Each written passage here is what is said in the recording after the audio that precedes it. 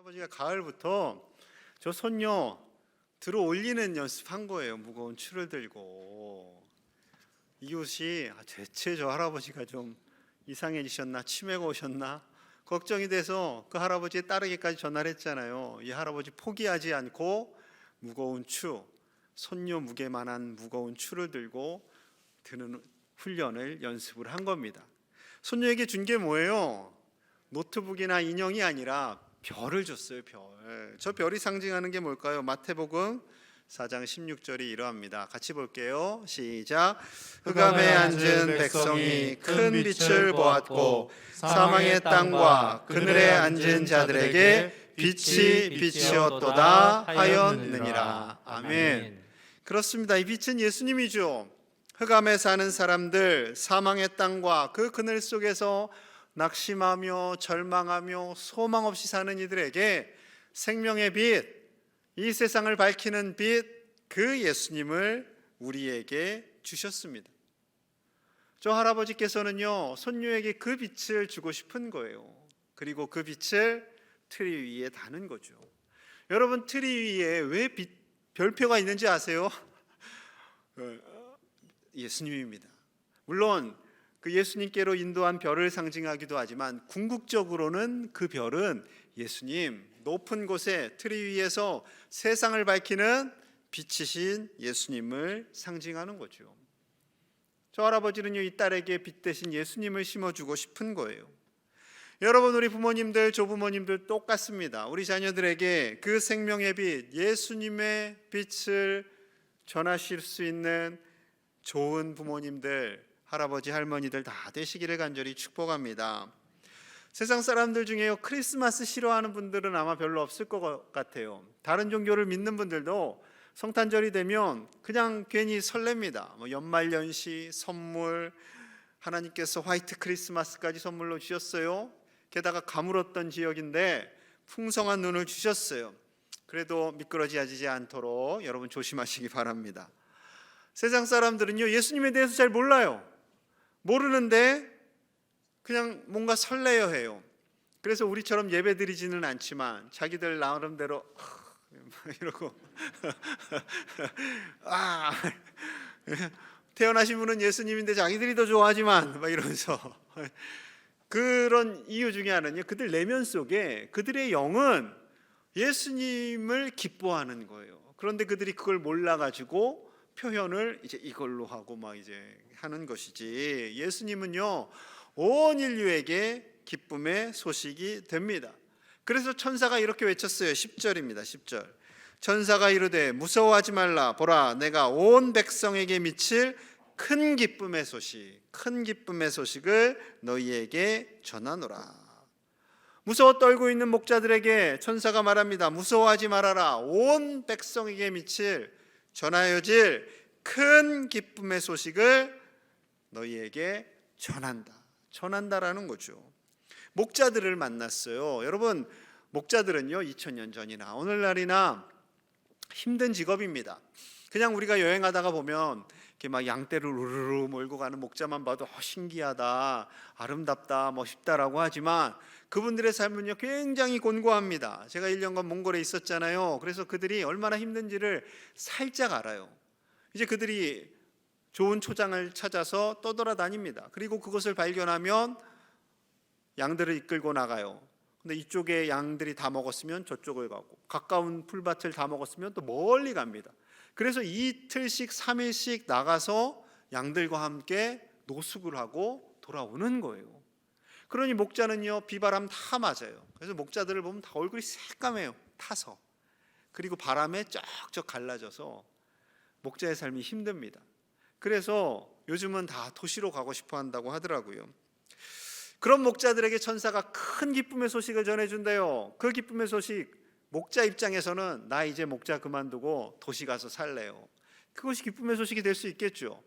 오늘날 청소년들에게는 대학 합격, 이게 기쁨의 소식이 될 것이고, 청년들에게는 취업 합격, 그리고 결혼할 만한 좋은 형제 자매가 나타났을 때 이것도 기쁨의 소식이죠. 그런데 그것보다 더 큰 기쁨의 소식이 있다라는 겁니다. 자, 11절 함께 볼게요. 11절 시작. 오늘 다윗의 동네에 너희를 위하여 구주가 나셨으니 곧 곧 그리스도 그리스도 주시니라. 아멘. 다윗의 동네 베들레헴에 너희를 위하여, 우리를 위하여죠. 우리를 위하여 구주가 나셨으니, 구세주가 나셨으니 그분이 바로 그리스도 예수님임을 선포하는 겁니다. 이것이 가장 큰 기쁨의 소식이다라는 거예요. 보너스를 받고 승진을 하고 대학을 가고 건강해지고 이것도 기쁨의 소식이겠지만 더 큰 기쁨의 소식, 우리 인생의 가장 큰 기쁨의 소식은, 가장 큰 인생의 선물은 예수 그리스도임을, 그 예수님을 알고 영접하는 것임을, 예수님께서 메시아로 이 땅에 오셨음을 알고 믿는 것이다 라는 거죠. 그래서 이 성탄절의 가장 중요한 핵심은요, 이 기쁜 소식이, 예수님이 메시아로 오신 소식이 세상에 알려지는 것입니다. 여러분, 소식, 그것을 영어로 하면 뉴스가 됩니다. 우리가 일반적으로 알고 있는 뉴스, 8시에도 들으시고 보시고 9시에도 보시고 하루 종일 보시는 분들도 계시죠. 여러분, 뉴스의 사명은요, 소식을 전하는 거예요. 소식을 전하는 것. 그런데 기쁨의 소식이라고 했잖아요. 이 기쁨의 소식은요, 전해져야 함을 말씀하고 있는 거죠. 천사들만 좋아라고 알고 있어서는 안 되는 거예요. 목자를 만나서 전해야 되는 거죠. 전해야 되는 겁니다. 우리 믿음의 부모님들, 조부모님들이 이 기쁨의 소식을요, 전하셔야 돼요. 가장 가까이는 우리 자녀들에게, 손주들에게. 그래서 오늘 유아 세례 받았잖아요. 엄마 아빠만 이 기쁜 소식을 가진 것이 아니라 우리 애기들도 이 기쁜 소식을 알고 평생도록 하나님 경외하며 사는 거예요. 여러분, 제가 집에 가서 한번 물어보려고요. 얘들아, 아들 딸한테, 아빠는 가장 큰 기쁨의 소식이 예수님인 것 같냐? 근데 갑자기 애들이 아닌데요. 이러면 제 헛산 거예요. 여러분, 저를 그렇게 보지 마시고 여러분들 가셔서 한번 해보세요. 여러분들도 가셔서 자녀들에게, 손주들에게, 얘들아, 내가 정말 예수님 때문에 기뻐하는 것 같냐? 근데 애들 표정이 좀 이상하거나 아빠는 돈을 더 좋아하는 것 같은데, 이러면 여러분, 우리 반성해야 됩니다. 여러분, 예수님으로 인해 기뻐하는 것, 예수님이 이 땅에 오신 소식, 그것이 가장 큰 기쁨의 소식이다 라고 주님 말씀하고 있습니다. 그 기쁨의 소식이 우리 가정 안에 흘러넘치고 우리 자녀들에게 흘러가고 이 지역에 차고 넘쳐나갈 수 있도록 그 소식을 삶으로 전하실 수 있는 저와 여러분들 되시기를 간절히 축복합니다. 목자들이 그 놀라운 광경을 보았어요. 자, 13절 14절 함께 봅니다. 시작. 호련히 수많은 천군이 그 천사와 함께 하나님을 찬송하여 이르되 지극히 높은 곳에서는 하나님께 영광이요 땅에서는 하나님이 기뻐하신 사람들 중에 평화로다 하니라. 아멘. 갑자기 수많은 천군 천사들이 하늘에서요 모였습니다. 그리고 하나님을 찬양하는 거예요. 예배하는 거예요. 지극히 높은 곳에서는 하나님께 영광입니다. 이 땅에서는 하나님이 기뻐하시는 그 사람들에게 참 평화가 임하게 됩니다. 왜요? 예수님 때문에. 예수님 때문에. 그러니 목자들이 너무나 놀랐겠지요. 세상에 태어나서 처음 보는 광경이에요. 여러분, 그런데 목자들, 이 양을 치는 목자들은요, 굉장히 아름다워 보이지만 아름답지 않다고 말씀드렸잖아요. 그리고 그들이 별로 인정받지 못하는 직업이었습니다. 별로 신뢰하지 않았어요, 목자들을. 여러분, 이솝 우화 아시죠? 목자들이 거짓말하는, 목자가 거짓말하는, 늑대가 나타났어요. 처음에는 사람들이 믿고 어디 그렇게 나타나다가 한 세 번째 가서는 이제는 다 그 말을 믿지 않는. 왜 목자를 택했을까요? 이솝 우화에서 목자가 별로 인정받지 못하던 사람들, 신뢰가 떨어지는 사람들이었음을 그 동화책을 통해서 표현하고 있는 거죠. 여러분, 사회에서 인정받지도 못하는 사람들이에요. 늘 비바람을 맞으며 들러 나가는 사람들입니다. 그런데 천사가 가장 먼저 예수님 탄생의 소식을 들려준 사람이 누구라고요? 그 사람들이에요. 그 사람들, 목자들입니다. 자, 8절 9절이에요. 그 지역에 베들레헴 지역이죠. 목자들이 밤에 밖에서 자기 양떼를 지키더니 주의 사자가 곁에 서고 주의 영광이 그들을 두루 비침에 크게 무서워하는지라. 크게 무서워하는지라. 목자들은 늘 일상대로 밤에 양들을 지키며 잠을 청합니다. 혹시나 늑대가 나타날까 두려워요. 그래서 잠도 제대로 못 자죠. 그때 천사가 임하고요, 하나님의 영광이 임하는 거예요. 너무너무나 놀랐습니다. 깜짝 놀랐습니다. 세상에 왜 이런 일이 있을까? 그러면서 천사들이 나타나서 하나님을 높여드리는 거죠. 예배합니다. 거의 이 부분 가면 이제 실신 수준인 거죠. 여러분, 근데 잘 한번 생각해 보세요. 우리 가정에 기쁜 소식이 있어요. 좋은 소식이 있어요. 그럼 누구에게 먼저 알립니까? 고3 딸내미가, 저희 집 딸내미가 아빠 엄마 나 대학에 합격했어요 라고 해야 하는데, 오빠 나 합격했어. 그럼 아마 제가 그냥 근데 다행히 그런 일은 없어요. 오빠가 없기 때문에, 사귀는 오빠가 없기 때문에. 여러분, 그 기쁨의 소식을 위해서 엄마 아빠가 늘 기대하고 기도했잖아요. 그러니 가장 듣고 싶은 사람은, 소식을 전해야 할 사람은 엄마 아빠인 거죠. 아이가 태어나기를 우리 부모님들이 얼마나 기대합니까? 그 며느리가 물론 남편에게도 알려야 되는데 시부모님 그리고 친정부모님에게 먼저 알릴 때 기쁜 거잖아요. 그런데 하나님께서 누구에게 지금 먼저 알리셨다고요? 목자들에게 알렸다니까요. 목자들에게. 마태복음에서는 동방박사들에게. 그들은 이방인입니다. 바벨론이나 페르시아 지역에서 별을 관측하는 사람들이에요. 자, 모든 이스라엘 백성들은 메시아를 기다렸을 거 아니에요. 그런데 왜 하나님께서는 별로 인정받지 못하던 목자들, 그리고 동방 박사들에게 예수님 오신 소식을 가장 먼저 전했을까요?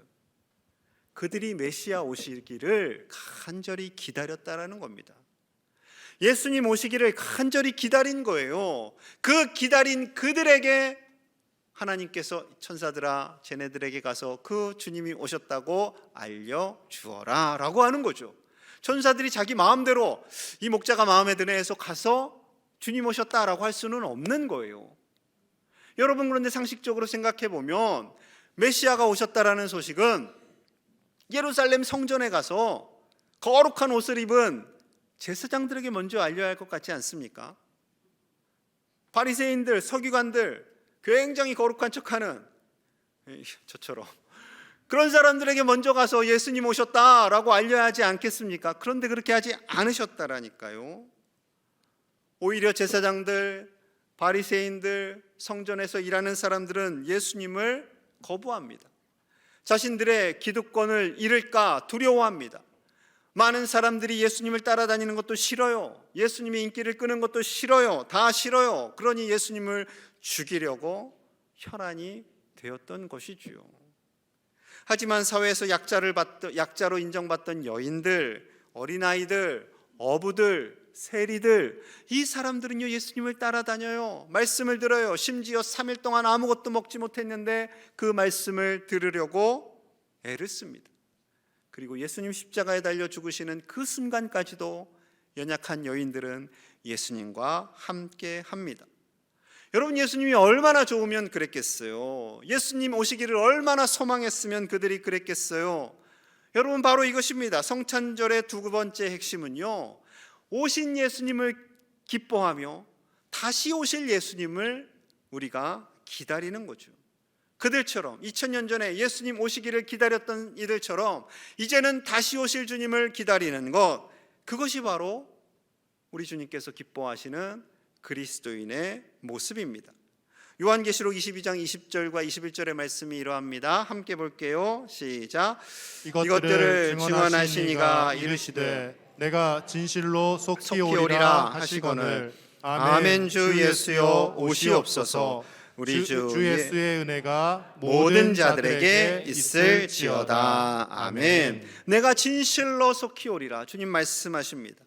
그러자 성도들이 말하는 거예요. 주 예수님 오시옵소서. 오시옵소서. 주님의 다시 오심을 기다리는 모든 자들에게 은혜가 있을지어다, 우리 주님 선포하십니다. 여러분, 바로 이것이지요. 이 땅에 오신 예수님으로 인해 기뻐하며 다시 오실 주님을 기다리는 겁니다. 다시 오실 주님을 기다린다고 해서 집 팔고 땅 팔고 통장 다 털어서 산에서 움막 짓고 주님 기다리라는 말씀이 절대 아닙니다. 종종 이단들이 그렇게 해요. 어떤 분들은 아예 반대로 해요. 아이, 주님 안 오실 거야. 여태까지 안 오셨는데 내 때에는 안 오실 거야. 그러면서 그냥 세상에서 즐겁게 살고 싶어 하는 분들도 계시지요. 이것도 건강한 믿음은 아닙니다. 여러분, 주님 오실 날을 소망하는 믿음은요, 아까 영상에서 보신 것처럼 무거운 추를 들고 손녀에게 예수님을 전하기 위해서 연습하는 그 모습이에요. 하루하루 성실하게 살아가는 겁니다. 직장도 성실하게 다니셔야 돼요. 우리 학생들은 열심히 공부해야 돼요. 청년들은 취업도 해야지요. 그러나 가장 큰 기쁨의 소식이 예수님임을 가슴에 새기며 사는 거예요. 그 예수님 바라보며 예수님께서 주시는 힘과 능력으로 사는 거예요. 그리고 언젠가 주님 다시 오실 그때 당당하게 주님, 제가 여기 있습니다 라고 고백하는 사람, 그 사람이 바로 하나님이 기뻐하시는 믿음의 사람인 것이지요. 여러분, 사명을 붙들고 가는 사람은요, 나이가 들수록 몸은 연약해져요. 그러나 그 마음은요, 연약해지지 않습니다. 그래서 바울은 이렇게 고백해요. 고린도후서 4장 16절입니다. 우리가 낙심하지 아니하노니 겉사람은 후패하나 우리의 속사람은 날로 새롭도다. 예수님 지금 당장 안 오신다고 낙심하지 않습니다. 우리의 일이 잘 되지 않는다고 절망하지 않습니다. 세상에서 어렵고 힘들다고 한숨 쉬지 않습니다. 우리의 겉사람은 연약해져요. 2부 예배 때 우리 제1교회 BTS 아이들이 춤을 췄어요. 조이엘, 우리 귀한 아이들이 춤을 췄는데 아마 그 아이들 보시면서 우리 어르신들이 그랬을 거예요. 나도 저런 때가 있었는데. 그런데 시간이 지나잖아요. 얼굴에 주름도 좀 생기시고 예쁘시긴 하지만, 근데 우리의 겉사람은 이렇게 연약해집니다. 하지만 우리의 속사람은 날로 새로워지는 거죠. 2주 전에 은퇴식을 했어요. 여러분, 은퇴했다고 끝이 아니에요. 은퇴는 행정적인 절차일 뿐이죠. 우리 통합 측 법에 의한 행정적인 절차일 뿐이지, 우리는 주님 오시는 그날까지 믿음 안에서 주님 오실 것을 준비하며 사는 그리스도인으로 살아갑니다. 주님께서 주신 그 기쁨의 소식을 가지고 사명을 감당하는 것입니다. 가정을 위해서, 일터에서, 이 지역에서 나라를 위해 최선을 다하며 충성하십시오. 그러나 더 큰 기쁨의 소식, 우리 예수님께서 오셨고 다시 오심을 기다리는 그 믿음으로 사시기를 간절히 소망합니다. 당당한 그리스도인으로 살아가십시오. 세상이 아무리 어렵고 힘들고 곤고하다 할지라도 우리를 위해서 이 땅에 오신 그 예수님을 가슴에 품고 다시 오실 주님을 바라보며 믿음의 승리자로 사시는 우리 제1의 가족들이 다 되시기를 간절히 축복합니다. 우리 함께 마음을 모아서 기도하겠습니다. 우리에게 많은 기쁨의 소식이 있지만 예수님께서 오신 그 큰 기쁨의 소식이 우리 안에, 우리 가족 안에 가득하여 주시기를 우리 함께 소망하며 기도합시다. 또한 다시 오실 그 주님을 바라보며 끝까지 믿음의 경주를 이어가게 하여 주시옵소서. 낙심하거나 절망하거나 포기하지 않고 주님께서 주시는 힘과 능력으로 담대하게 살아가는 우리와 우리 가족들 되기를, 우리 교회 되기를 우리 함께 소망하며 그 주님의 기쁨의 소식이 이 지역과 이 온 세계에 가득하기를 함께 같이 기도하겠습니다. 하나님 감사합니다. 우리를 위하여 성자 하나님이신 예수님을 이 땅에 보내주시고 우리의 모든 죄를 용서하시고 자녀 삼아주심에 감사합니다. 이 큰 기쁨의 소식이 우리 가정 안에 가득하게 하시고 이 지역에 넘쳐나고 온 세계에 흘러갈 수 있도록 우리 교회를 사용하여 주시옵소서. 비록 삶이 곤고하고 어렵다 할지라도 낙심하지 않게 하시고 우리를 위하여 오신 그 예수님 가슴에 새기며 당당하게 이 세상에서 승리하는 믿음의 경주를 이어가는 복된 승리자들이 다 되도록 축복하여 주시옵소서. 예수님 이름 받들어 간절히 기도하옵나이다. 아멘.